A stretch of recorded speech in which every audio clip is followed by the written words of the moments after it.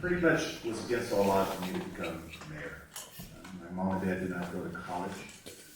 They were just working folks. They ended up working for the city. And what I've tried to do is lead the city with kindness, strength, faith, hope. And if you look at all of my policies, not what people say, look at my policies. I was the one that banned the box where they couldn't ask if you've ever committed a crime. I was the one that passed the racial profiling law, such a place that officers can't racial profile. As mayor, I've invested $1 billion in affordable housing. I need 4 more years to finish the work that we've started, and I look forward to the questions. Thank you so much. Thank you for coming. Our first question, the office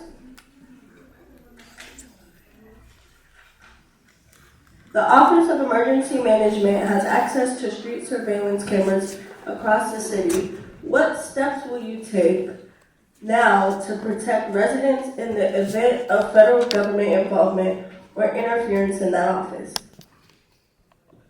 Sure. Well, I have to remind people, particularly given some of my privacy surveillance ordinance. It is the most stringent law in this country that the city puts in place to use of technology to protect your rights. And I've spent years as a lawyer cross-examining police officers. I sued the city staff. I sued many folks as an attorney. So I'm bullish on protecting your rights against abuses of power. And so what we've done is we've made sure we sort of search high and low for all the uses of the city's use of technology, make sure your rights are protected. First and foremost, I was the first one to propose body cameras as an example because I wanted accountability from our police officers. And so my use of technology as mayor has been absolutely bullish in terms of protecting your rights and will continue to do so. Now, with respect to the real-time crime center, I assume there's going to be some other questions about that. Over 300 cities are using this, including New York and Chicago and New Orleans and other cities. It's designed to get our first responders to you in case you are hurt. It's designed to make sure that your rights are protected. I can tell you chapter and verse why I think it's good technology, but I do understand people's fears of getting into the wrong hands, and that's why it will never happen that way.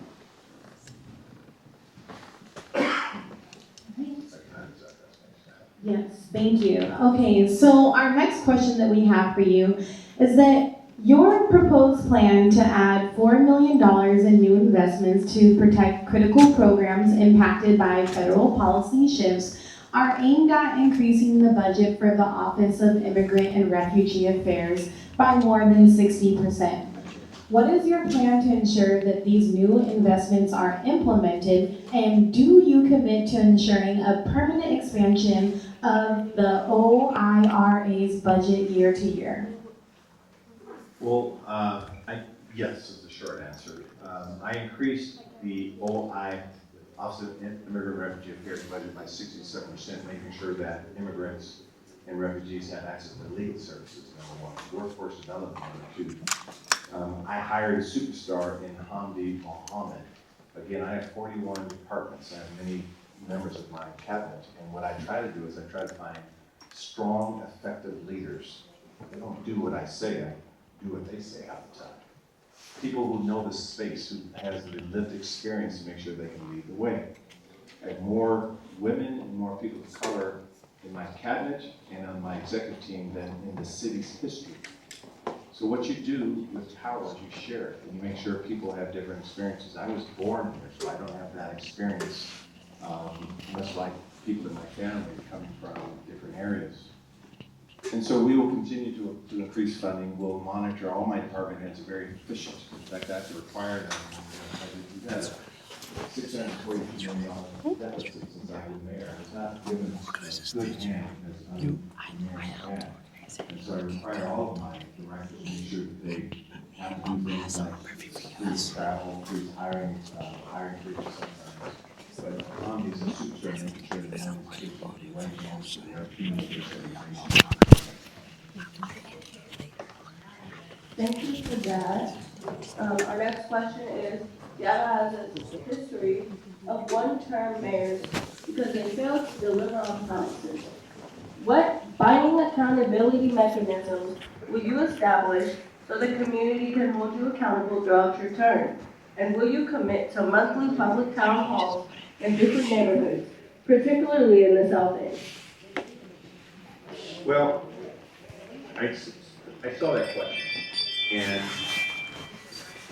I don't know if I can do monthly town halls every single month, 12 months a year. I'll try. And the reason I say that, I can give you a bullshit answer and say yes, and I hope you don't fall in that. I don't lead that way. I try to set my goals and achieve them. What I will commit to fully is making sure that you see me when you want to see me. That I will be in your high school, in your community-based organization. I'll be there, you call. And if I'm not there, I have 14,000 employees work for the city. I have a lot of department heads. We will be there. The fact of the matter is that I used to coach just down there on this play field for many, many years. Football, baseball. My daughter went to Cleveland High School just up the street. Since college, I lived off of Graham Street. I'm around. I'm not going anywhere. So yes, you want to see me? I eat Geraldine's at breakfast 3-4 times a month. I'm sort of addicted to their food. It's so good. So yeah, we'll do town halls. We do neighborhood meetings. I do high school meetings. I go to churches. I'll be wherever you want, and I'll do my best to be accessible to you. Quite frankly, I've been elected 4 times. I realize that's a big responsibility. I was on the city council when I was the only person of color there. And I was stretched pretty thinly, but I will work hard for you to be accessible to you.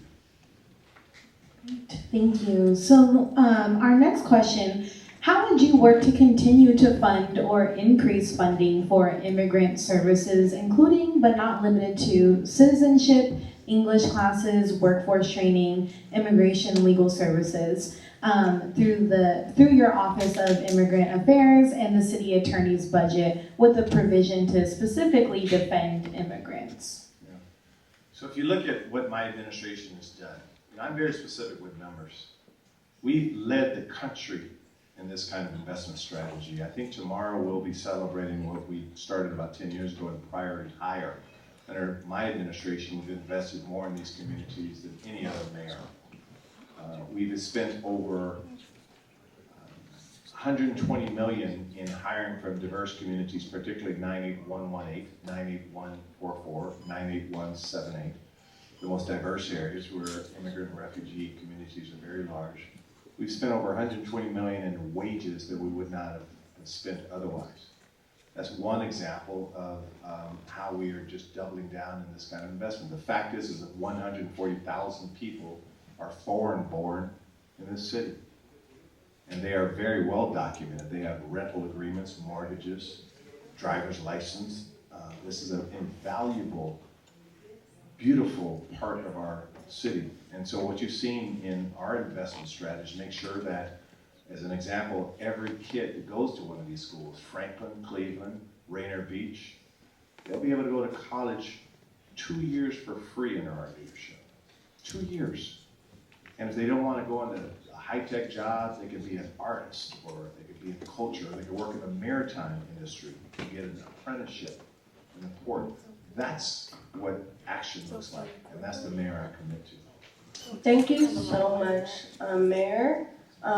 So now, guys, we have another question from the audience.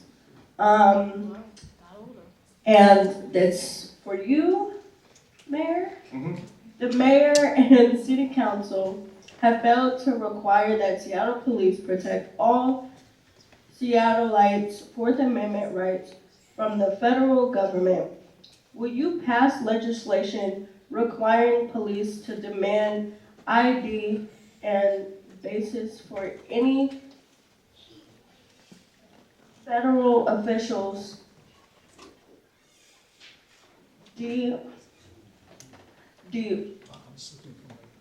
detaining or arresting people? I think I understand the question. That's okay. I think I get it. So let me just say that last week we I issued 2 of the most aggressive executive orders against the Trump administration. And I've had calls from all around the country on what we did. Number 1, we prohibited the use of masks when they were enforcing, and number 2, we prohibited the enforcement activities for staging or execution on ICE raids to be done on city property. We also made sure our police department, and you see this chief of police that I've hired, who could work for any department in this country, you hear what he said. He said he was prepared to go to jail himself to protect our immigrant and refugee communities. The audacity for a chief of police to say that. That's because I empower my leaders in the city to be able to be that bold. So in our executive order, we also made sure that we are equipping community-based organizations, again, with the tools, whether it's translation services, making sure that frequently asked questions are there in communities. Imagine if a child comes home and their parents have been detained. So we've also put an ecosystem support around communities to make sure that it's in their language and they know what to do. So under our administration, we'll do everything possible to fight for our values here. I have argued in front of state court, federal court. I'm a trained litigator. I will protect our rights, and we will make sure that all of our lawsuits are already drafted to protect your rights in court should we have to go that route. Okay. And then we do have another question from the audience, and unfortunately Katie wasn't able to answer this one, but one last one for you, Mr. Mayor Harrell. But we've talked a lot about immigration this evening and also surveillance, but another question we want to be sure to ask is, what will you do to help reduce the amount of recidivism from people formerly incarcerated? So the first thing you have to understand is I was way in front of my time in making sure we ban the box. We have to make sure people can succeed. They paid their debt to society. You cannot ask that question, have you been convicted of a crime? Number 1. Number 2, we have to make sure that if they come out with certain fees or assessments against them, that we're putting them in a position for a job and a training support system such that they can succeed, period. So I need a mentorship around them, I need the financial burden off of them, and I need them to be able to get jobs. There's some great companies like Pioneer Human Services as an example. 50% of their workforce are people that have committed felonies. Now when I was in college, I would go to and tutor inmates such that they can get a GED. Many of the people I grew up with, I came from these streets, went into the joint for simply having weed on them, marijuana. So this is very near and dear to my heart. So when I banned the box to make sure that in employment and in the residential sector, you can't dig into the past, it's because we want them to succeed. So as mayor, we will continue to do this work. You will find that if you invest in people that have committed a crime and have rehabilitated themselves, they could be some of the most productive people, some of the most hardworking people, because they made a mistake. And make no mistake about this, the brain is still developing in a young age. Some of these people are 20, 21, 22. And many of them don't have the support systems around them. The other investment strategy we're making sure is that they have mentors around them through our community centers, all around in the Parks Department, because the mentors have saved my life from going a different way. All right, thank you. Well, that ends our time for our questions for the mayoral race. Thank you so much for coming. We have about 10-ish minutes before we have our next candidates come on stage, I believe. So thank you, folks, if you want to give a round of applause. All right. So we are going to get started with our next session. We have for our next session, District 9, which is a citywide council seat here in the city of Seattle. And the candidate who was able to come and who committed to come tonight is Dion Foster. So thank you so much, Dion, for coming.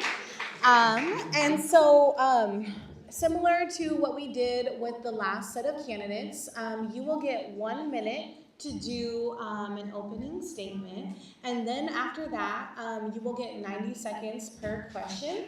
We have Clara here in the front row who will help you with timekeeping, we'll be able to move along and kind of same as earlier, if you, we can keep claps to minimum and maybe just snaps instead so that we can keep the questions going. That will be really helpful. And then we do have questions from the audience as well. So if you are still wanting to submit a question we're moving into city council positions, please feel free to write one and send one our way. So with that, great, wonderful. So for our first question that we have for Dion, or sorry, you get to do your opening. Great. Is this mic okay? Okay, thank you. Hi, everyone. Thanks for being here. I really appreciate seeing this auditorium with folks in it. I was just here last night for another forum, so I'm like, oh, hey, looking out again at the same room, but a different group of people, which is really wonderful. So my name's Dion Foster. I'm running for Seattle City Council position 9. I'll share briefly about myself. I'm an educator at the University of Washington. I teach social work to master's level students there. Most recently, I was executive director of Washington Progress Alliance, an organization that helped work on investing in progressive groups and organizations around the state, helping to elect more reflective folks to local offices, and also helping to pass and defend again a statewide capital gains tax that invests millions of dollars into childcare, early education, and schools. I'm really proud to be running as a progressive candidate, proud to be here with you all tonight. And I know I only have 30 seconds, so I'll say a big part of the reason I got in this race is because I want to build a city that my son is going to be able to grow up in, to have a place that's going to feel safe and affordable, and for us to be the city that I think we all love, that's thriving, where all of our communities can thrive. So thank you. Great, thank you, Dion. So the first question that we have, what measures would you take to address the use of technology systems by the city, both police and civilian, that are from vendors credibly known to do business with entities who have committed human rights abuses? Yeah, thanks for this question. I was thinking about this and I was trying to look at city services. So, and actually another part of my background is that I was a policy advisor. I was in the Office of Policy and Innovation and in the Seattle Public Utilities Department at the city. And so, you know, one of the things, the starting place for me is looking at how we can use FAS, which is the Finance and Administrative Services Department in the city, which is some people lovingly call the city's junk drawer, to actually do a review of, to actually look at what those contracts look like right now. I could not find clear information when you gave us this question, that there's ever been sort of a review or that kind of an audit to actually understand and make sure that we know where the city's money is going. So for me, it's, you know, we talk about budgets, what gets budgeted gets done. So starting with doing that review to look at what's there is my starting place. And then from council, you can go from what information we learn back to start to provide, you know, either direction, which is sort of the carrot approach, or restrictions to make sure that city dollars are actually being used for public benefit and not at cross purposes. I'd love to work in collaboration. We have the Human Rights Commission at the city, and I think that that is also a resource and a group of people that I'd love to partner with on that project. Thank you so much. Our next question is, what would you do to ensure that Seattle retains and enforces its welcoming city status and encourages other cities to remain as such? Yeah, great question. I mean, I think in terms of encouraging other cities, I think we have an opportunity to continue to lead and to be bold, and that's what Seattle should do, and we should never turn backwards. You know, we have, as you all know, because I've heard, I think other candidates talked about it, we have Keep Washington Working, right, which is our law that says that we should not be in any circumstances aiding and abetting federal administration. We need to make sure that any city resources are just used for city purposes. So that's sort of step one. We need to also be proactively reviewing our departments for compliance. One of the things that I'm most concerned about is that we've seen federal overreach into other agencies at times where we don't know it's happening until so much later. So I think that's a place where we can be proactive again to do a review of our data services. We heard a little bit of talk about that before, but I think it's important that we actually are saying let's do an audit of that. Let's see if there are any places where we have weaknesses, and let's work to shore those up. In terms of also encouraging other cities, I want to be a partner with folks at the state level who are working on passing new policies. I often remind myself, and I'm sorry to say it this way, but we still have 3 more years to go. And so for me, it's about making sure that in connection with community groups, we're being responsive to the pivots that we see. And that also, 10 seconds, the other thing I want to touch on really quickly is revenue, because that is one of the big threats, is not just, there's immigration, there's customs, there's defunding a lot of our mental health services, and we need revenue. They turned it off, dang, Yes, okay. we will Y'all don't play. But thank you so much, yes. Okay. The clown is about to come out, and some people got that, yeah. All right, so our next question that we have for you, the World Cup is expected to bring more federal law enforcement agents as well as foreign police personnel to the Seattle area. What will you do to protect Seattleites from federal and foreign law enforcement and keep Seattleites safe? Yeah.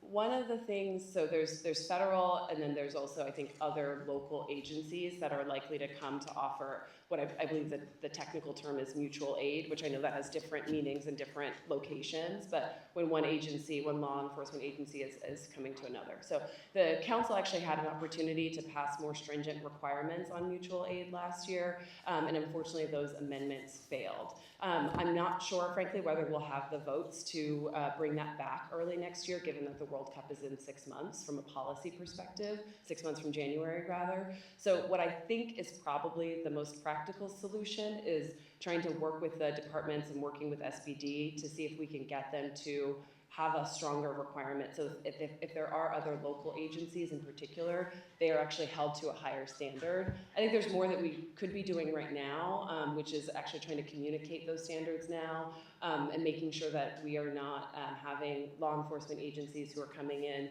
who don't, what's the word that I want to say here, who don't come up to the bar when it comes to crowd control and enforcement and things like that. We've already seen our city fall short there, so I think we can do, in summary, because the clock is ticking, making sure that we have, pushing the departments on mutual aid, making sure that that's clear, trying to make sure that we have more restrictions on crowd control. I think that's one of the big concerns when it comes to more folks coming here, and then making sure that we are really tightening up, and I know we're going to get into surveillance, tightening up our surveillance policies so that we're not sharing that data and information outside of our department.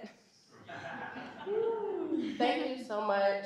Our next question is, how does focusing on criminalization take away from our ability to stop people from having needs? And how do we change the circumstances making crime possible? Yeah, thanks for that. I think I'll just speak from the heart from this one. I mean, I think when we focus on criminalization, it fails people in so many ways, because we're not talking about, I think about this system as sort of like investments in prevention, things like making sure you have access to healthcare, making sure you have access to housing, making sure you have access to food. You need to have that prevention space. Then you have intervention, where you're saying, okay, something has happened. Maybe you've had social work training, you've got like adverse childhood experiences, or you've got sort of a first touch point with the criminal legal system. Can we try to intervene? And then, when you get into just focusing on only punishment, it means that we've diverted resources away from those first 2 places. So for me, that's the way I think about it. And if we only start with this conversation of what are we going to do after something has happened, we're really missing an opportunity. And I think that for all of us, and I really believe for all of us, what we want is real community safety, which means that people are healthy and they're housed, and that they are not needing to, that their basic needs are met. So I think that's where our focus needs to be, because those kinds of investments are what actually keep people stable, and I think is going to be what brings us into the city that we want to be. So the next question that we have before we move into audience questions, and again, if folks in the audience do have questions, please feel free to get a note card, and we will work to get those questions answered. But do you support a repeal of the ordinances which allowed SPD to purchase CCTV cameras and license RTCC software. Also, SPD spends over $5.9 million per year on its CCTV and RTCC surveillance network. Will you eliminate or reduce that funding, and why? Yeah, so I thought it was the wrong move for the council to expand past the two ordinances that expanded surveillance, because there's, now we've got more from CCTV, and we also have more areas that are feeding into the real-time crime center. I will say that one thing that I am kind of concerned about coming into council is creating, like, going in one direction and going in the other, and going in one direction and going in the other. That does concern me, even though I've been very, very clear from the beginning that I would not have supported the expansion of those ordinances. So on council, I think what I want to be able to do is to work with my colleagues to try, immediately we could start to look at some of the recommendations that came from the community groups when the expansion was passed that didn't get implemented. So one of those was, reducing the amount of time that data is stored. So I think that's right now 30 days. You can bring that time down even shorter. To me, that is the absolute first step as part of the data protection part of it. I want to be able to meet with some of the folks who are going to be who are living in those communities to understand what the impact is of this policy. My belief from the beginning has been that this isn't actually going to be a way to deter crime, right? Which is what I think, again, all of us want. And so I want to be able to look at that data, and I assume that my predictions are going to be right, but those are the things that I want to do before we start to talk about going back and repealing this, which is complicated for me because I didn't think it should be expanded in the first place, but I also want to make sure that I'm creating stability and governance. Thank you so much. Okay, guys, so now we have an audience question for you. Yeah. Well. With the federal government's recent encroachment of the state and cities' rights, like in Chicago and now Portland, what is your plan to prevent forces like the National Guard being deployed to our city? Yeah, so, the prevention part of this, I think the majority of it does lie in the courts and in the legal challenges. So it's important to be like, I think what is happening is a violation of the rule of law. I think that what is happening is complete overreach of federal authorities. I think that what's happening is immoral and harmful. And I think when it comes to trying to make sure that we don't have federal troops here in Seattle, making sure that we are suing has shown from other cities to be one of the more effective ways to actually slow down or stop the presence of those of federal agents and the National Guard being deployed to cities. So I think that is the way I see the most important prevention tool. And on City Council, we can continue to make sure that we do things like invest in community organizations who are doing Know Your Rights trainings with folks so that people understand what's happening. We can make sure that we are creating safe spaces around the city and working with community-based organizations so that they are, they've got their signs posted about public and private spaces. We can help people sort of on the prevention, on the readiness side with those resources on council. Great, thank you. And you have 30 seconds to spare on that one, it looks like. Okay. So great. All right, it looks like we have a few more questions from the audience that we'll be able to ask. So when FIFA comes, there will be labor trafficking. What will you do to make sure people are paid fair wages? Yeah, I think there's two parts of this. So one, I will say, I've already started meeting with I think on the labor trafficking side, I've already started meeting with folks from the port to ask questions about what they're doing in terms of preparedness for any trafficking that is people who are being brought into Seattle, because there's two sort of layers to this. People who might not be here who are being brought in, and then there's the sort of labor and wage exploitation in the city that could happen from folks who are already here. So I've already started to have those conversations with the port, and some of that is going to be implementation on their side from points of entry. When it comes to labor rights here. There was already there was already a policy passed from King County Council that works to mandate prevailing wages for people who are in the service industry and try to create a little bit more wage equality and equity from different kinds of from people who are in different parts of the workforce.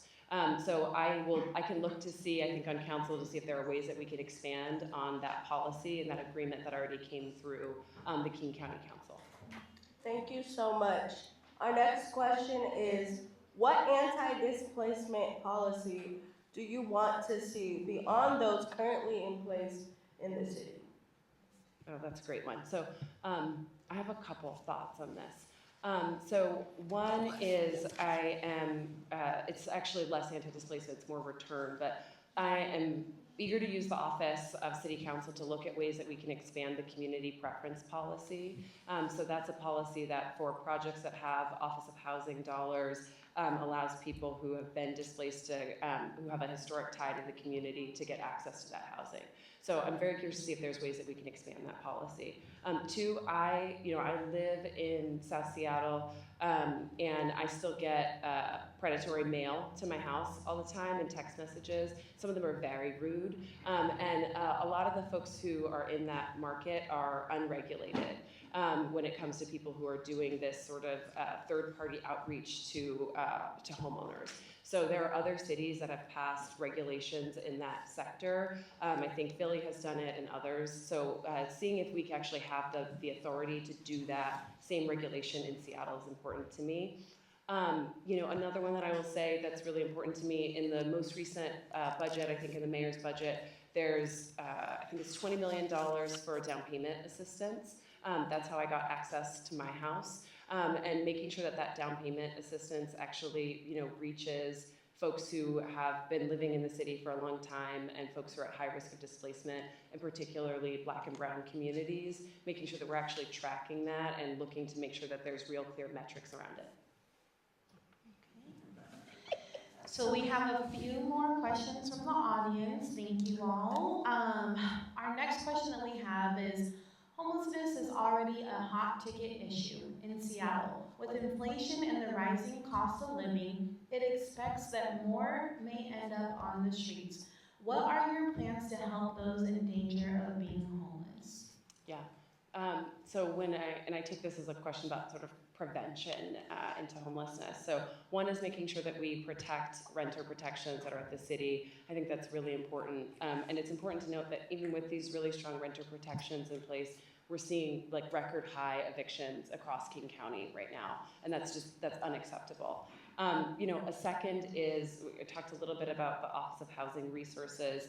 I want to make sure that we are getting more units for very low income residents with those public dollars. This is a really complicated thing to balance as a city because we have a lot of need, because we have housing affordability crisis at every level. But I want to be able to use some of those OH dollars to really push for more on the lowest income units. I think right now with the next notice of funding that's coming out, I believe I think like 20% is what's incentivized there. So I'm curious if we could actually do more. And I want to say we have to actually look at it and look at the data to balance it because we have a workforce need at the same time. I had a third thing I wanted to say. I think the third is making sure that this is a little bit out of prevention, but with KCRHA, trying to make sure that they're supported to do more of the coordination so that we don't have so much what I think I see on the provider side and on people that are navigating the system, which is just kind of confusion about where to go to get rental assistance and support because there are so many different agencies. So trying to make that a clearer path for people. Thank you. And just for a point of reference, KCRHA stands for King County Regional Homeless Authority, I believe. Thank you. Thank you so much. Our next question is, what steps are City Council taking to hold the Mayor's Office accountable to City of Seattle residents and the residents? Yeah. What steps can City Council take to hold the Mayor's Office accountable? Yes. Okay, got it. I think I understand this question. So, and I know the mayor's candidates were just here. So 5 seconds on governance. The departments report up to the mayor. The council obviously has authority over passing the budget. And the council has a couple tools at our disposal, hopefully my future disposal, if I earn your vote, at their disposal for accountability. So one of those is statements of legislative intent, which means that you can kind of pass a policy where you're asking a department to report back on their activities. And you can sort of use that as a tool to make requests. The other is that you have budget provisos, which are ways that you can help allocate resources. But then there's, frankly, there's sort of collaboration and clarity on what the focus is. So the sort of soft relational power. So that means, being able to have folks come to the table literally at council committee hearings, which is something that I think is a really important role for daylighting concerns and daylighting and making sure there's not just accountability, but transparency in our practices. So I think that's definitely one of the things that'll be a tool and a priority for me, because we need to make sure, accountability starts with transparency. And I think recently we've seen a lot of transparency come from news reports, and that has been highlighting, gaps in our service provision system that I really think could have come from clarity at the table with council. Great. And then we have one last question from the audience. How could you address the Seattle Public Health Harm Reduction Drug Kit that's in circulation and the controversy over its contents? Okay. I think I know what this is referencing, and I would say public health determines what goes through the public health department. I guess what I can do is speak a little bit to the way I think about harm reduction, because I think it's a really important, it's a critical tool to make sure that we are actually keeping people alive and that we are getting people connected to services. And I'm profoundly fond of a saying that another executive director has, so I don't own it, but that harm reduction is about meeting people where they are and not leaving them there. And I think that it's really important that we make sure that our providers are able to, some of the city providers definitely use things like socks or food or other things to start connecting with people, to start building a relationship and start having trust. And that's the point of contact, so that then we can say, hey, do you have a social worker? Do you have a caseworker? I'm a trusted person that you can work with. And that's got to be part of how we then say, and let me also bring you into treatment, or do you know that there is space available? And what I really want to be focused on is actually that last part, is that so often we actually just don't have space available for people. And so, across our system, we have, I want to say it's 16,000 people who are sleeping outside or who are homeless, and we have about, I think, one shelter bed, or is that right? One shelter bed for every 2 folks who are living unhoused. So for me, as I think about the system of, harm reduction into stability, we have to do more to produce. Oh, thank you, though. It was going to be good. It was going to be good. All right. Well, thank you, Dion. You have a couple of your fellow candidates who are running for Seattle City Council who will be joining you on stage also. So we're just going to get situated. But thank you, Dion, so much for answering those questions specific to your race. Great. And so we have a few more folks who are joining us. Again, we have a little bit of a different order when it comes to our candidate debate. So we are going to actually right now transition into doing a lightning round with all 3 candidates who are running for city council. So they're going to get real cozy up here on the stage together. And everyone has their yes/no sign. Okay. So similar to the mayoral's race, what we will do is we are asking a series of yes/no questions, and you have some answer cards in front of you, one side yes, one side no. And so please share your answer for the yes/no question. And this time, I'll also be sure to make sure we say what the candidates' answers are. And for the candidates who are running for a District 2 position, you will get a chance to do your 1-minute opening statement, but we'll just do just quick name right now as we go into this. So in addition to Dion Foster, we had Eddie Lynn join her on stage, who's running for City Council District 2 position.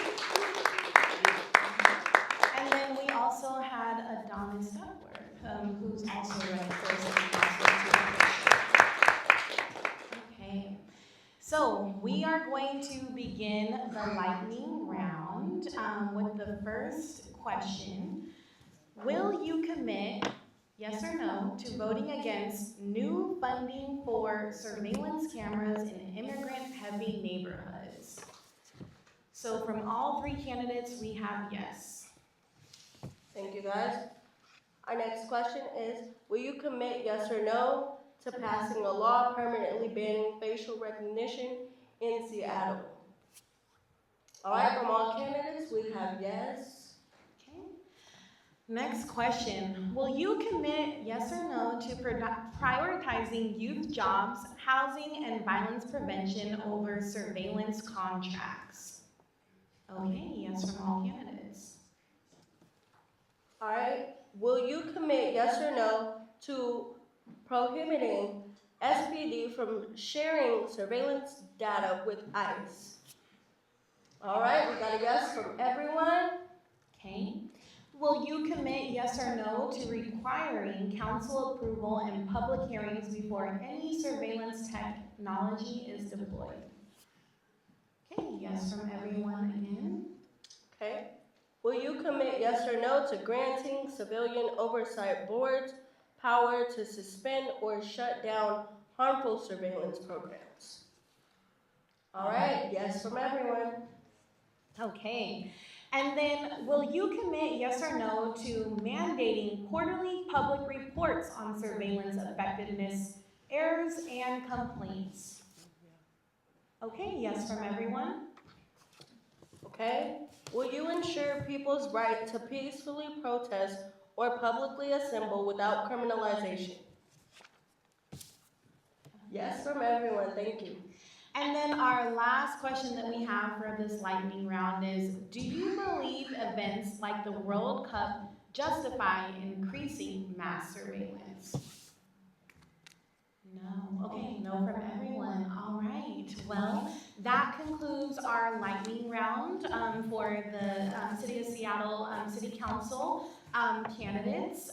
We will take a short break before we transition to the District 2 questions. So thank you, everyone, for participating in that lightning round. Thank you, guys. Bye, guys. Have fun. See you later.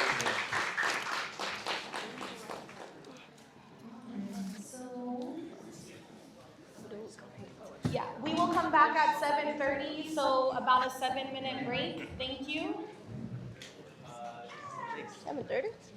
Yeah, Oh, we're actually ahead of time. we're really gonna have time, sure. Yeah. Great. Sheesh. All I love that. This is going better than I thought. I was scared for a second. right. Okay, yeah. It's hot up here. I'm the son of an immigrant from Taiwan, and right now it's a very frightening time for our community. I want to do everything I can to defend our community from the attacks from the feds, from ICE agents, from attacks on our LGBTQIA communities, as well as folks seeking reproductive health care. And out of time, but thank you so much. Look forward to the questions. All right, thank you, Eddie. Next we have Adonis Duckworth. You will also get 1 minute to do your introduction. Awesome. My name is Adonis Duckworth. I'm running for City Council here in District 2. I grew up on Beacon Hill. I live in Rainier Beach with my wife and 2 kids. And I'm running because the big reason why I got in this race is my oldest kid came to me, she's 15, and she said she wanted to move. She wanted to move out of the South End because she was scared.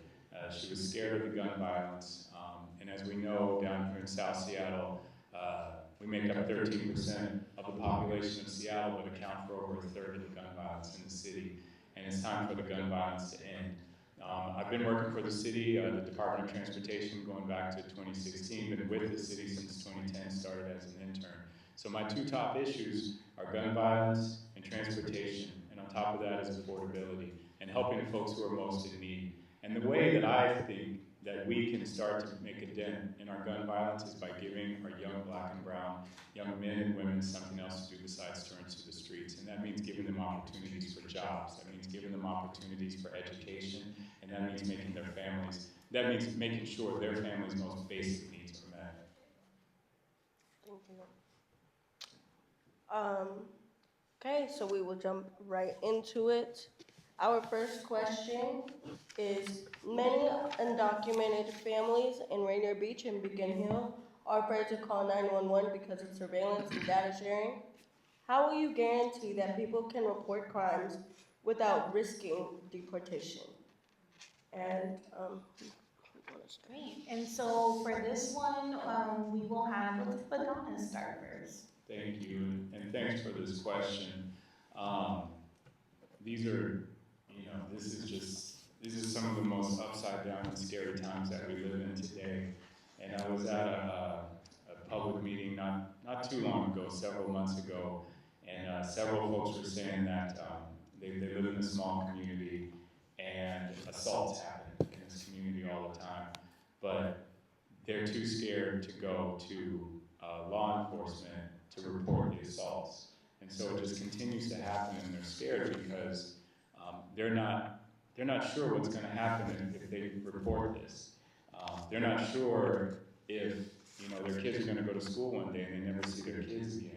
And this is just wrong because so many people over time in our country have fought for people's rights. My grandparents and my mother, they fought for people's rights, and here we are in 2025 trying to make sure that people can feel safe and secure. So on City Council, one of the things that I want to really, really make sure is that for those folks who do choose to be in law enforcement are not just hands off, but they are actually stepping in to intervene in these situations and to actually protect and serve people. There's a number of ordinances and executive orders that the city has that prohibits law enforcement from cooperating with ICE, but what we really need to be doing, if these are going to truly be police officers in the city. Oh, y'all just cut us off. Yeah, so just a heads up, if you go over 90 seconds, the microphone will get cut off. So thank you to our timekeepers. All right, so same for you, Eddie Lynn. The question that we had is that many undocumented families in Rainier Beach and Beacon Hill are afraid to call 911 because of surveillance and data sharing. How will you guarantee that people can report crimes without risking deportation? Yeah, unfortunately, so many of our families in District 2 don't want to call 911 for many different reasons. One, for risk of deportation. Two, because they might speak a different language and don't think they're going to get an effective response. Or too often you call the police and things get worse. So we do need to strengthen. We have a law at the state called the Keep Washington Working Act, which prohibits law enforcement from sharing information or cooperating with ICE, but we need to strengthen that because we've seen the feds get a hold of our Department of Licensing data, they're going after voting data, and our healthcare data. And so we need to work with our state legislators to strengthen the Keep Washington Working Act. We also need to lean into, I think, more community safety. So, for example, I was just talking earlier with someone who's working on, if you're in a domestic violence situation and maybe you're worried about, somebody deserves safety, but they might be thinking twice about calling the police because of the immigration status of their partner. And that's, that's a very difficult and impossible choice to be in.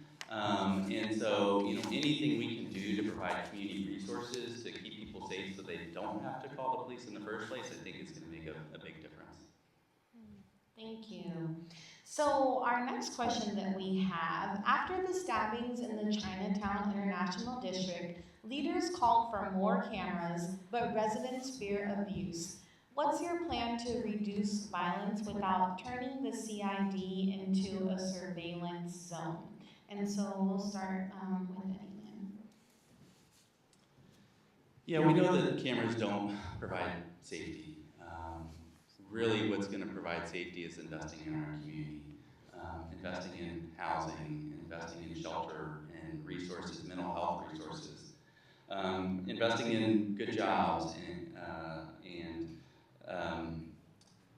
investing in rehab for when people are exiting the criminal legal system. So the surveillance one, it doesn't work, it doesn't prevent crime, and there's an enormous cost, not just despite any assurances that current folks, electeds are saying that the cameras, that they're going to protect the data.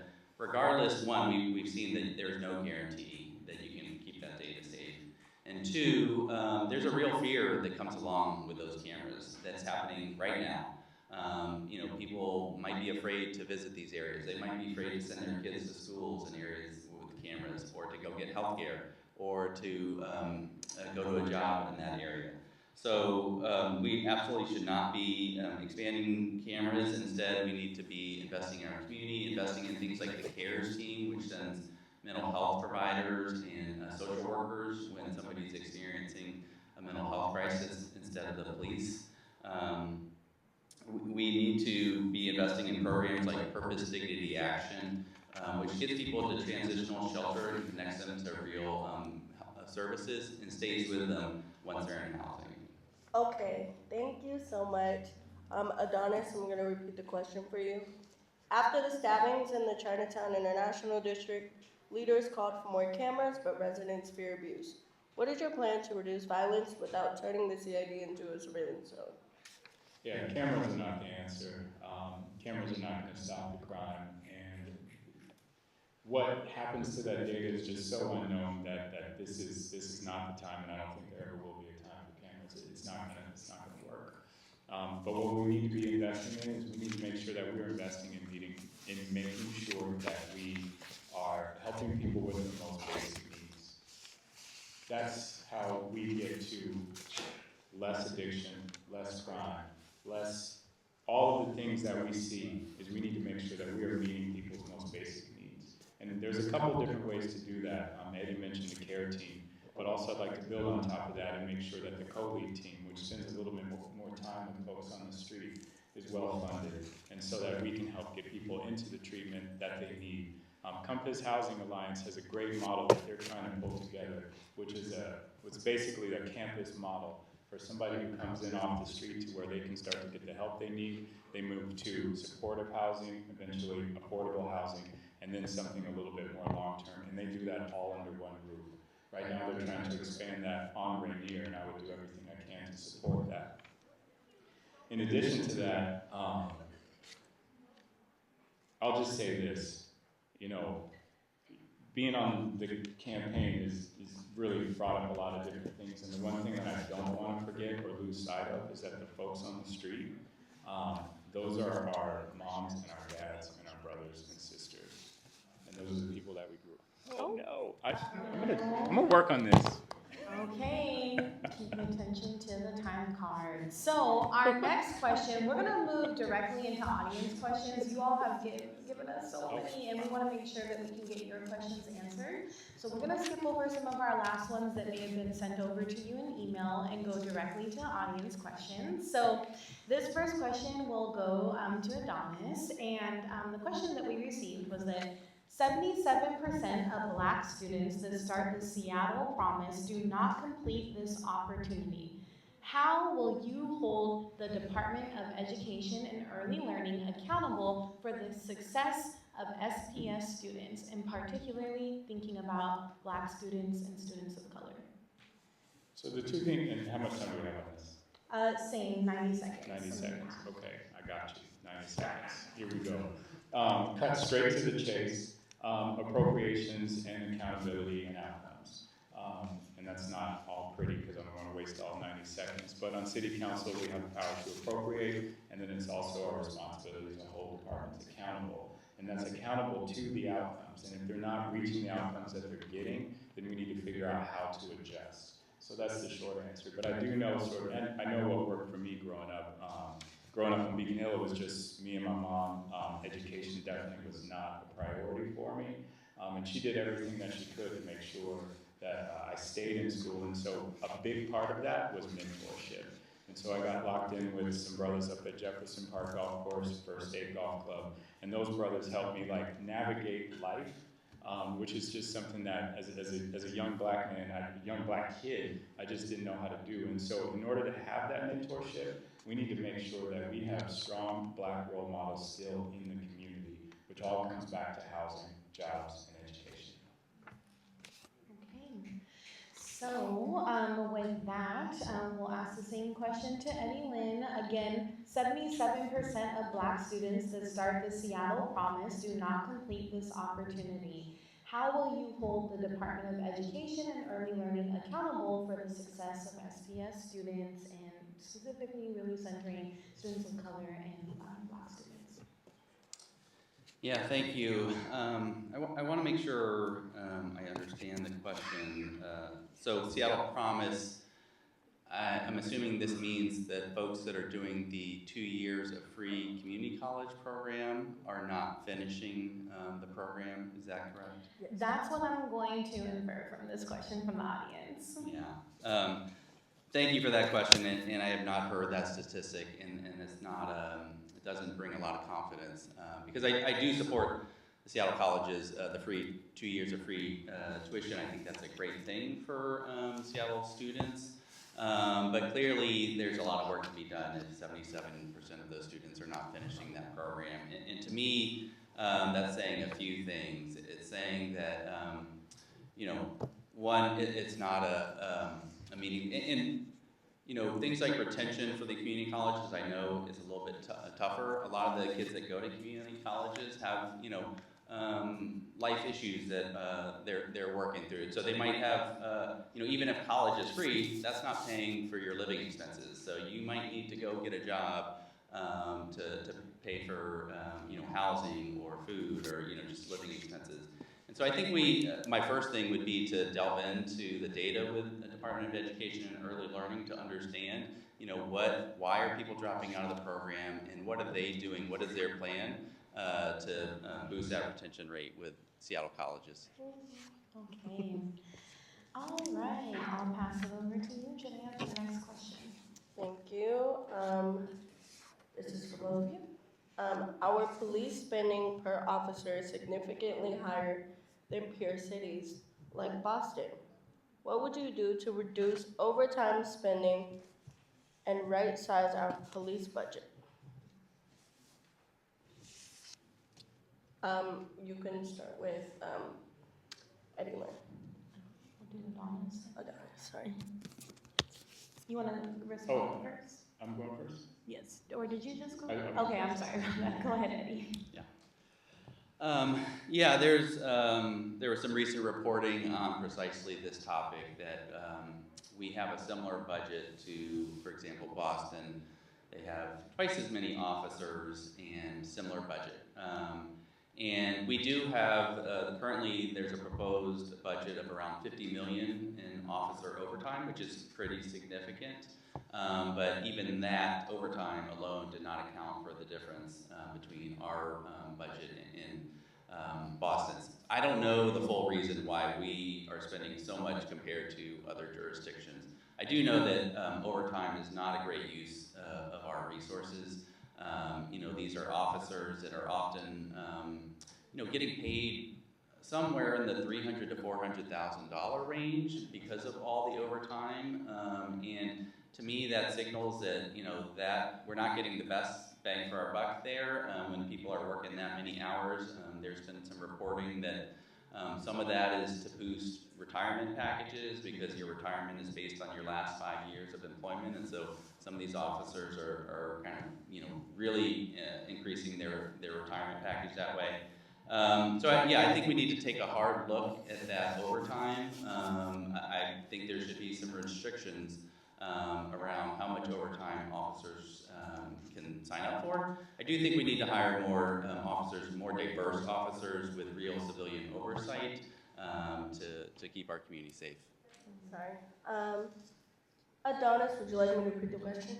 I think I got it. I think there's just something really backwards and wrong and upside down when we're investing more in our police officers and not in our youth.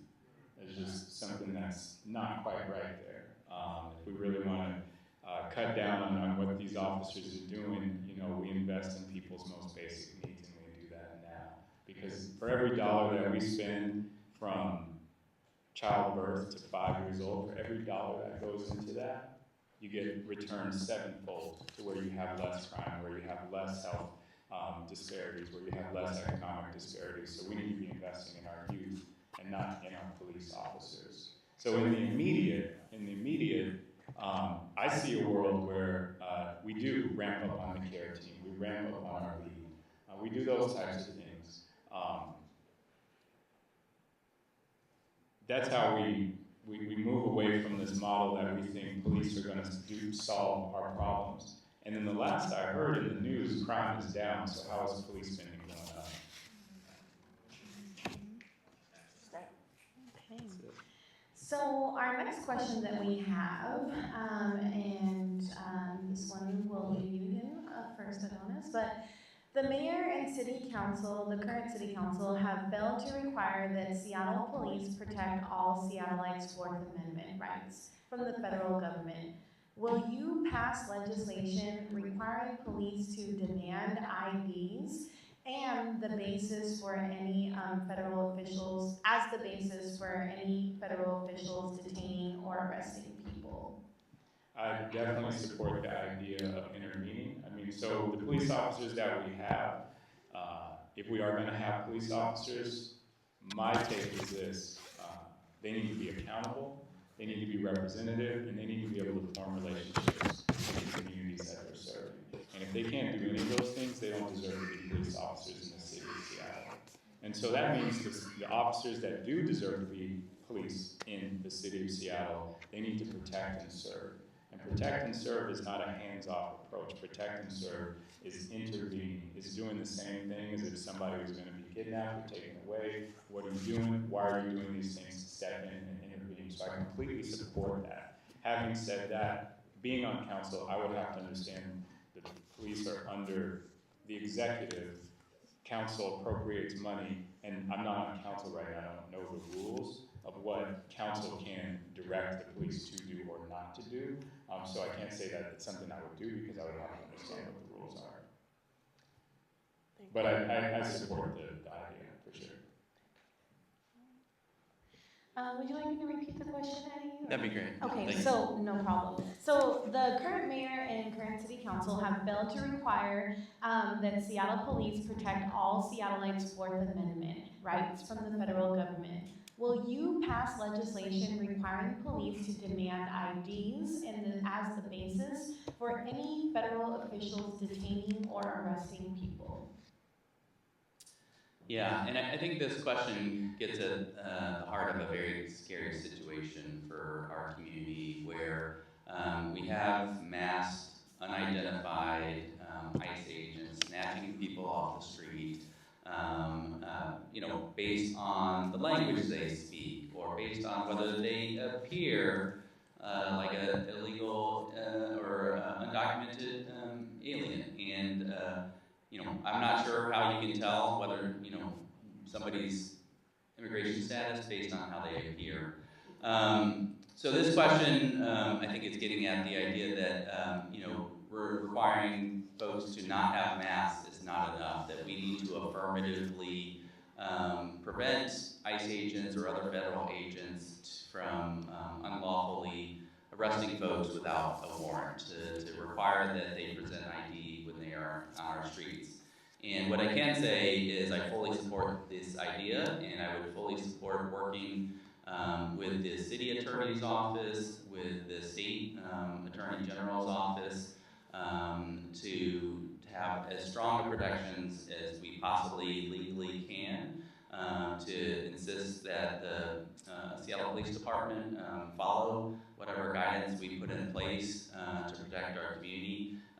These often unconstitutional and cruel snatchings from our streets are harming our community and are just abhorrent and un-American. Thank you. So we're gonna go first with you, Adonis.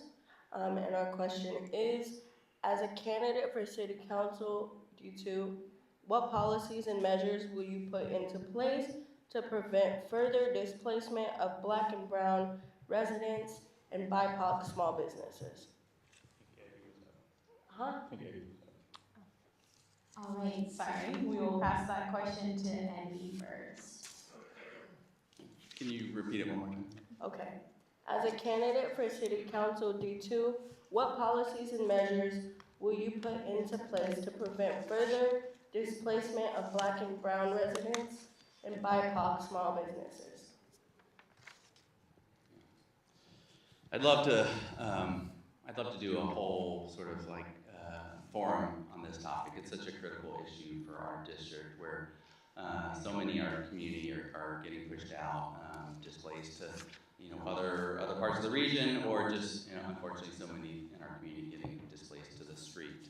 One of the most critical things that we can do here in District 2 is to insist that many parts of the city that were previously single-family zoned, that are were exclusionary for decades, that continue to be not legally exclusionary based on that there were racial covenants previously. Those are no longer in place, but we still see the deep segregation in our city. And if we can sit and insist upon removing those exclusionary zoning laws so that there's density and growth in those parts of the city, that reduces a lot of the displacement pressure, because so many people are getting pushed out of North Seattle because they can't afford to live there, and so all the pressure is coming down to South Seattle. There's a lot more we can do. We need to be working with a lot of our local community-based organizations so that there's community ownership of assets, of housing and community spaces down here. So working with the Equitable Development Initiative, which provides funding to a lot of our local businesses and community groups. We need to address property taxes for our seniors, make sure that they qualify for the senior property tax exemption. And my time's up. Okay. All right, would you like us to repeat the question, Adonis? No, I think I got it. I really do appreciate this question as somebody that grew up here and has seen the city change. It's almost like overnight, watching new buildings go up, new homes go up, and watching your people disappear. And the reason why this is important is because a lot of our folks, they're the ones who created the culture. They created the heart and soul of the city. And for them to be pushed out and moved out, we are losing that heart and soul of the city. And the home, in a lot of, especially in a lot of Black families, in their families, that home is home base. That's where you go to get cooking from grandma, and your cousins get together and you have a party. It's what keeps the family unit together. And when that house disappears, you are destabilizing the Black family. Now you got people in Everett, you got people in Kent, you got people over here and there, but they're not where they were before in the CD. We're down to 7% of the Black population in the city of Seattle. And I don't want to keep that there, but I want to bring it back. So I'm a big supporter of the Equitable Development Initiative. We also need to make sure that as we go out and we do these projects, these city projects, we got a $1.55 billion transportation levy. We need those investments, but that's a lot of construction. So we need to make sure we have business mitigation to keep these businesses in place as our city changes. And so we need to be mitigating the effects of all of these changes.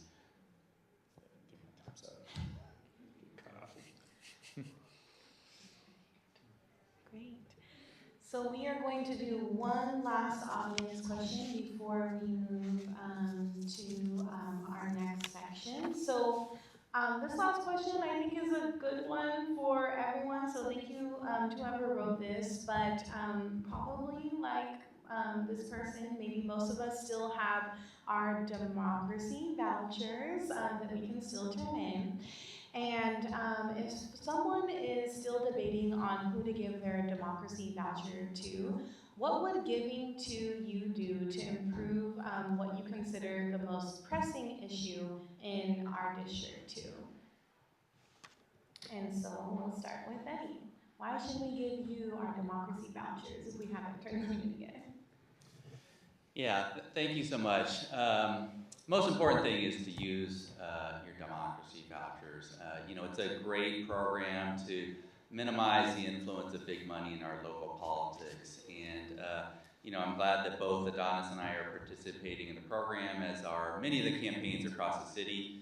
A lot of the campaigns have now actually maxed out, so under the program there's a cap in where you cannot collect them anymore, but both Adonis and I are still collecting them. And they do make a big difference. My campaign is about 90% funded with democracy vouchers. And what that means is I'm going out talking to homeowners and renters and folks at the farmers markets, and not holding a ton of big fundraisers, because as a District 2 representative, you got to be talking to the people. You got to be representing folks that don't have the same level of influence. And so for me, what it means is basically it supports our message to get out there around affordability.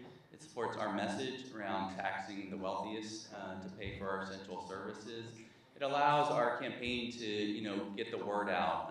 It costs a lot to send mailers to do things like digital ads, so that people are aware. A lot of people, it's great to see so many folks deeply engaged in democracy here tonight. A lot of people don't have the time to be here tonight, and so the way we get our message out to them is to do those mailers or digital ads, and to reach them in as many different ways as we can. So it makes a big difference. Encourage you to use them. Would you like us to repeat the question? No, I think I got it.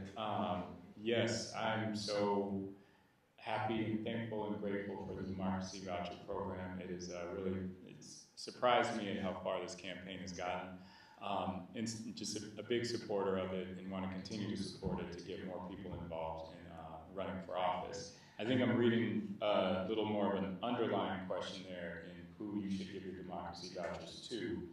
And what I'm picking up from that is what we pick up from other forums, where people have stood up and said, I'm 50-50 here, who should I vote for? You guys kind of agree on a lot of the same stuff, and so it comes down to sort of what a person is looking for in a candidate. And I'll try to make it easy for y'all. My whole career has been spent doing outreach and engagement. And that means being on the street, talking to people to make projects happen in the city of Seattle. And that means working with people who agree with what we're doing, and working with people who don't agree with what we're doing. And my value and my position and where I come from is that when I'm out there talking to folks, it's about safety, it's about affordability, it's about doing the things that are the hard things to do, and really focus on the value of what we were trying to do, and move people out of their positions of a yes or no, but moving towards, working towards something special. And so if that's something that you look for on city council, then I think I'm the one to vote for, and give me all your democracy vouchers and all your families' democracy vouchers. That concludes our time for District 2. Thank you so much, Eddie Lynn and Adonis, for coming out. Thank you so much for organizing this. It's great. Wonderful. Thank you. Okay, so we are going to transition to our next section, and we have our next person who will be coming on the stage. Wonderful.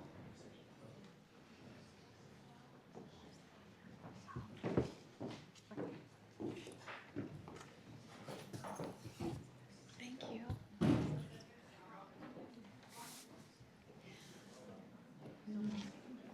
All right, so thank you so much, Erica, for joining us this evening. So for this next part, we will be doing questions for the city attorney position. This evening, the other candidate is not here tonight, and so we have the pleasure to be able to speak with Erica Evans, who is running against the incumbent for this position.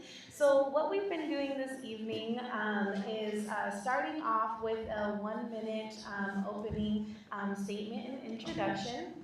Then after that, you will get 90 seconds to answer a series of questions. And then once we go, and we have Claire up here as our wonderful timekeeper who can help you with keeping track of time.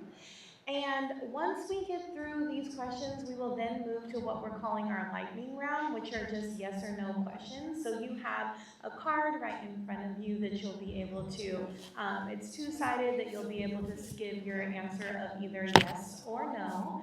And that's just an extra mic for our YouTube streaming as well. But you should, yep, perfect, you have your microphone.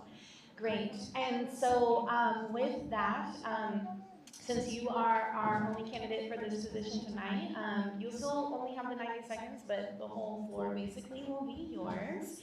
And we're really excited to be able to speak with you around the issues that folks care about. And if you in the audience do have questions you would like to submit for this position of city attorney, you still have time to submit some of your comment cards, so please feel free to send those to the ushers and they'll get them up here for us. But with that, would love to be able to have you do an opening introduction, Erica. Absolutely. Thank you so much. And thank you all for hosting and having me. My name is Erica Evans, and I'm running to serve you as your next Seattle City Attorney.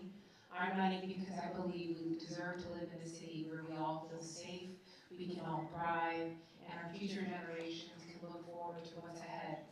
And I think for us to accomplish this type of city where we can all feel safe and thrive, it takes folks that have the personal experience, the grit, and the heart to serve. And I know that my experience working in public safety, my experience serving in different capacities for community organizations like the Lord and Miller Bar Association, and my upbringing, I come from family that protested in the 1968 Olympic Games. My grandfather protested by raising his fist and wearing a black beret to protest the injustices in our country. And that is the same courage that flows through my DNA, and I am honored to be here. My time is up. Thank you. Thank you. Okay. So our first question for you. We have already seen a high-profile example this year of surveillance camera use resulting in arrest of a person of color for serious felony charges that were eventually dropped, but only after the man was held in jail for nearly a month. What steps will you take to prevent similar injustices resulting from reliance on surveillance technology at the city/misdemeanor level? Thank you for that. And to be clear, the case you're referring to was unacceptable, what happened. And, I recall earlier in this campaign speaking to Whose Streets Are Streets, and some of the issues around CCTVs was one of the concerns that were brought up before even this new law was passed on the surveillance being in our neighborhoods. What we know is that there was a pilot program going, and that pilot program wasn't even finished before this was implemented. And there was a lot of concern from community of why is this being rushed at a time like this, when we know the federal government has requested our voting records, we know that they've gotten records from DOL. So it's unfortunate that it was pushed quickly ahead. What I can say as far as the role of city attorney, what we're going to be doing is making sure that it's not solely relying on surveillance. There's other ways to prove a case, and things that you should be corroborating with when you are doing the prosecution. Something, when I was working at the Department of Justice, those cases are never rushed. You need to make sure you have the right person, and that's the same mindset and experience that I bring to make sure we're doing justice, because it's injustice when folks are unlawfully arrested and detained for a month because someone's looking at surveillance and they think all black people or all Asian people look alike, and they think they got the suspect without other means to corroborate that case. Thank you for the question. Thank you so much. Okay. So our next question that we have, how do you envision surveillance technology such as CCTV and the RTCC will be used by the Seattle City Attorney's Office? What do you believe your role is in setting expectations around the uses and limitations of surveillance technology within the City Attorney's Office? And I think it's similar to some of the factors I mentioned of it should not be something solely used when we were building a criminal investigation. The city attorney doesn't control the legislation that gets passed from city council. That's a different body. But with this in place and these being something that we know the police department will be giving in their police reports and as a package, it's very important to have more in-depth investigations and not just solely relying on surveillance in any criminal prosecution. Thank you. Thank you. Our next question.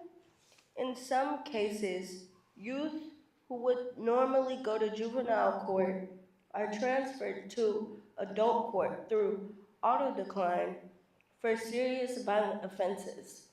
What is your position on these transfers?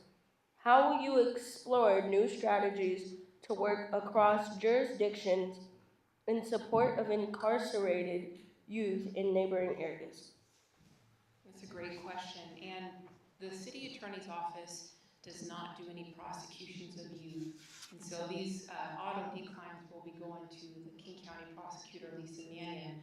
What I have heard from community is the importance, though, of law enforcement and folks in prosecuting attorneys' offices to be actually in community, doing more things. I'm thinking of the Charles V. Johnson Youth and Law Forum, which has programs in place for like Know Your Rights for youth to be able to access those types of workshops, so they know what their rights are. Like they have a right to an attorney as an officer or approaches them. I think things like that are so important for our leaders to be actually in community, being part of that and investing early on. I think another thing I think of with these cases, since they're not going to the city attorney's office, not the office that I will be in, making sure I'm a good voice for the King County prosecutor, Lisa Manning, of what community is telling me that some of the concerns are with these cases. I'm proud to have an endorsement of Lisa Manning, who's currently doing this work, and having that role of being, a community advocate for what community is telling us is important with that regard. Thank you. Thank you. Great. So our next question that we have is, how will you ensure people's right to peacefully protest or publicly assemble without criminalization, including students? Yes. This question touches on a personal level for me, because I think about my grandfather, and I didn't go into the full context of it, but it was 1968 at the Olympics in Mexico City, and my grandfather, Lee Evans, was one of a handful of black athletes that were protesting during those Olympic Games. And they were, some of the athletes before my grandpa had their medals stripped. My grandpa got death threats from the KKK that told him if he was going to continue in any more of the protests, that they were going to kill him on the podium. And there's some imagery, CNN did a good article on it. You see my grandfather, he's smiling as he's on the podium after just winning a gold medal in the 400. And he later said he smiled because he thought it would be hard to shoot someone dead that was smiling. And him being 21 years old at the time and recognizing that his ability to use his podium to protest, although it was unpopular, although there was death threats online, was the right thing to do, and that it would stand the test of time to be what was right for us, for calling out, speaking truth to power what was happening in our country. So I have that lens when I think about peaceful protesters. From the city attorney's role, we're not going to be prosecuting any peaceful protesters. And what I mean by that is folks that are coming to exercise their rights to protest, we have to protect that. My time's up, so I'll stop talking. Thank you. That was good though. Okay. Yeah, thank you. Your next question is, how would you lead accountability and coordination in regular engagement between Seattle Police Department and community stakeholders and advocates to increase trust between the community and the city, and increase public safety in the face of increased immigration enforcement? What I've heard in this campaign trail is how our community members are scared right now. Folks are not, going to church, folks are not feeling comfortable in our city with what the terror that's happening from our federal government and from ICE enforcement. And so as the next city attorney, we're gonna protect our rights as a sanctuary city. We're not gonna be working in coordination with ICE or the federal government. And when there is federal overreach, we are going to sue. We are going to fight back to protect our rights here in Seattle. I'm proud to have the sole endorsement of our Washington State Attorney General, Nick Brown, who is leading the efforts to protect our state. That is the same type of partnership that's needed in the city attorney's office to protect our rights here. Thank you. Thank you. So now we are going to move to some questions from the audience. So the first question that we have is, what will you do to avoid collusion being perpetrated in King County Superior Court? So yes, what will you do to avoid collusion happening between King County Superior Court? Can someone elaborate on that question? So the city attorney's office in the criminal division works in the Seattle Municipal Court for misdemeanors. And on the civil side, it represents city departments, which could be a case that happens in Superior Court, but it wouldn't be criminal. I am curious, the collusion this question is involving. Yeah, go ahead. I didn't ask the question, so maybe the person who wrote the question can ask the question, but I will say I think it's confusion in community that if you get a misdemeanor in Superior Court, why is it not being passed down or dealt with on the municipal court? That would be my question. If it's a misdemeanor, gross misdemeanor, wouldn't it be handled down there? So that to me is the collusion part of it, because how do you work through that?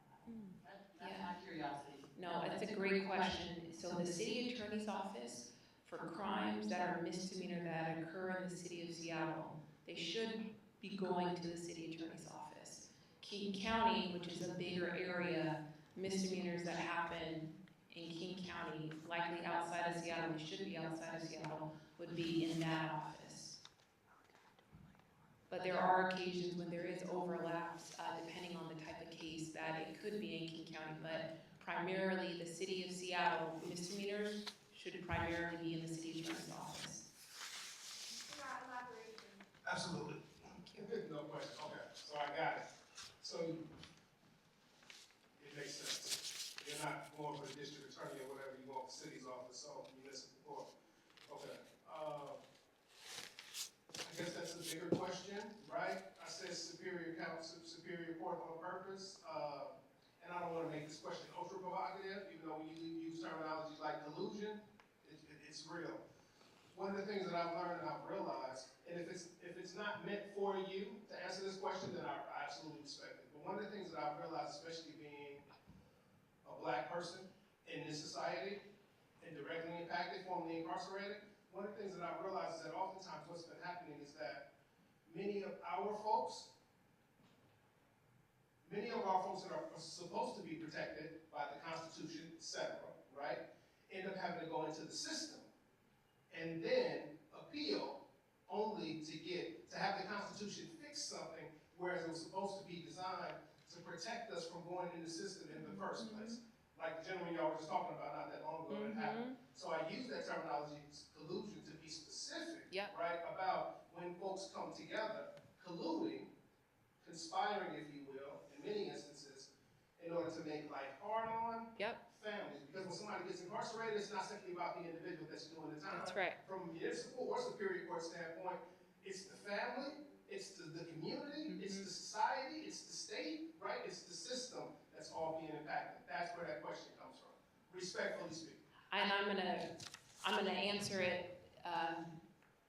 Although the city attorney's office is the misdemeanor municipal court, what you're saying is a real problem, and it's a real problem that's currently happening under the current Republican leadership of the city attorney's office. The data we got back is, on average, last year, 60% of all cases that the current city attorney charged, 60% of them after they're charged for and going to the jury trial process are dismissed.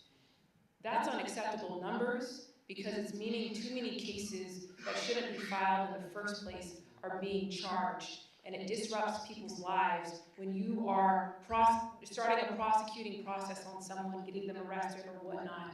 That affects people's lives. That affects people's families. It affects people's housing. It affects people's jobs. So as the next city attorney, what we're going to do is making sure we're appropriately charging cases, not just doing it to bring numbers up, but actually charging cases that should be charged and not overcharging just to dismiss, because that's unacceptable. To be clear, though, as a prosecutor, you should be a minister of justice, and justice sometimes is dismissing cases. But when a number is at 60% of all cases they filed last year were dismissed, those are unacceptable numbers, and that means way too many cases should not have been filed in the very first place.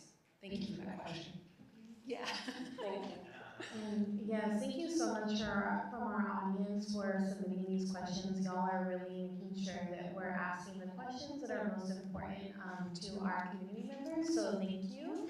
We have one last question from the audience that we want to make sure to ask. So this is a two-part question the person wrote. What would you need to convince King County to close the youth jail that's located in Seattle? And how will you repair or improve gaps in effective contracting to reduce violence to youth by other youth? And let me know if you need any part of that repeated as well. I got it. It's with the youth jail, it's hitting on the same vein of it being not something the city attorney doesn't do any juvenile cases. What I can say, what I've been looking at is, what is the city attorney able to do to actually provide help and services for young adults? I'm seeing things like making sure we're expanding our pre-filed version, expanding lead, and making sure we're bringing back a reimagined community court that allows folks to get the services and treatment, to get housing, to get, if they need treatment, getting into that, to get medical, and then once they follow everything that's needed to be done, their case gets dismissed. Things like that, of having actual evidence-based services for folks so people can thrive is an important role of the city attorney. And that's the lens and practice that we're going to bring under our leadership. Thank you for that. Thank you so much. Great. All right. So now we will move to the lightning round. So what we've been doing for this lightning round is that you have that yes or no card. It's two-sided in front of you. So this one will be fine. And we're going to go through a series of questions, and we'll just have you show your answer by the side of the card. And so with that, Janelle, would you like to kick us off? Oh, sorry, you'll have to look at my list because there's been some edits. There we go. So. Alrighty.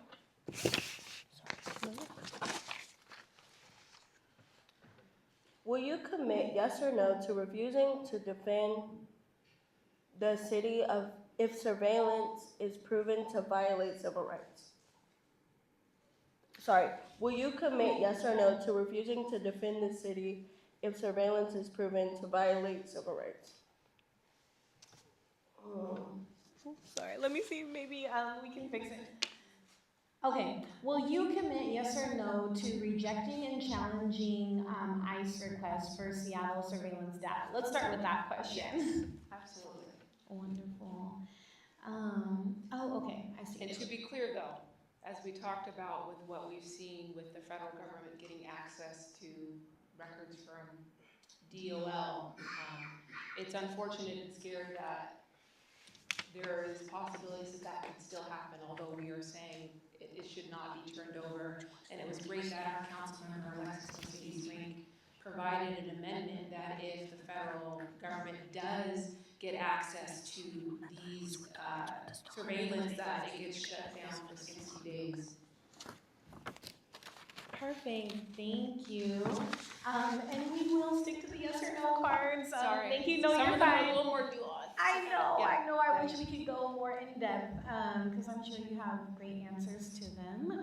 And so with that, I will go to our next question, which is, will you commit yes or no, to using your office to defend Seattle's sanctuary city laws against state or federal attacks? All right, that is a yes.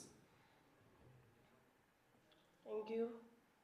Will you commit yes or no to prosecuting city staff or SPD officers who misuse surveillance against immigrant or BIPOC communities? Yes, it seems like it's a crime. It may be referred to King County or the Attorney General. Okay, wonderful. And then, will you commit, yes or no, to working towards requiring community consent before surveillance is deployed in immigrant-heavy neighborhoods? That is something we should be doing, yes. Will you commit yes or no to publishing all legal agreements related to surveillance data sharing? Yes, the information that's with it should be public, I believe. Wonderful. And then our next question, will you require any new surveillance deployment to include a community exit clause and or removal if misuse or harm is demonstrated within 5 years? Yes. Okay, and our last question is, should legal representation be required for consent-based searches of digital devices? When it's involving youth, absolutely. You know, there are circumstances if someone has committed a violent crime or something that they, as a consenting adult, could give consent for law enforcement to look in their devices. So with youth, yes, but with adults, not necessarily, depending on the circumstances. Thank you. All right, well, that ends our lightning round. Thank you so much, Erica, for joining us this evening. Thank you so much.